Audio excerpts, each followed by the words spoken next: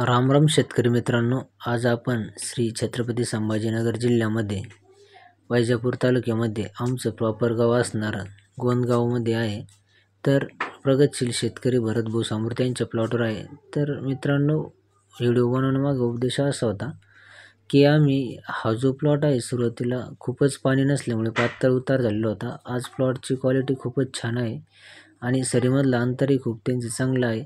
Plot जरी थोडासा पातळ उतार झालेला असेल, परंतु प्लॉट हा 65 दिवसाचा आहे मित्रांनो. 65 दिवसाच्या हिशोबाने त्याची क्वालिटी एकदम जबरदस्त आहे मित्रांनो.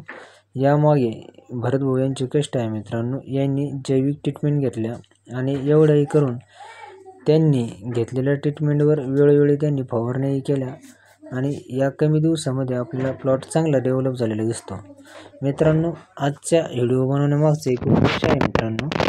तो उद्देश असा की मित्रांनो, काल रात्री दिनांक 2/9/2024 रोजी खूप काही पाऊस झाला आणि जास्त पाऊस झाल्यामुळे बऱ्याच शेतकऱ्यांच्या आल्यामध्ये पाणी तुंबले आणि ते पाणी लीच आऊट झालं पाहिजे मित्रांनो. जर पाणी तुंबून राहिले तर अद्रकीचा प्लॉट 100% खराब होतो. जगातली कुठलेही औषध त्याला वाचू शकत नाही.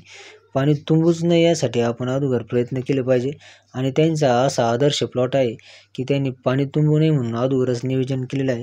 तर ते नियोजन असं केलेलं आहे मित्रांनो, जिथं त्यांचे 50 ते 100 फुटापर्यंत बेड तुंबून राहिलेले असते, पण त्यांनी नियोजन केल्यामुळे एक साईड उतारा देऊन जिथं पाळ होते, टेकड होते, ते टेकड अगोदरच लेवल करून हवार करून त्याला उतार दिला आणि असा जबरदस्त उतार दिल्यामुळे आपण बघतो की हा जो पाण्याचा झरा आहे हा इथून स्पीड घेऊन वाहत आहे.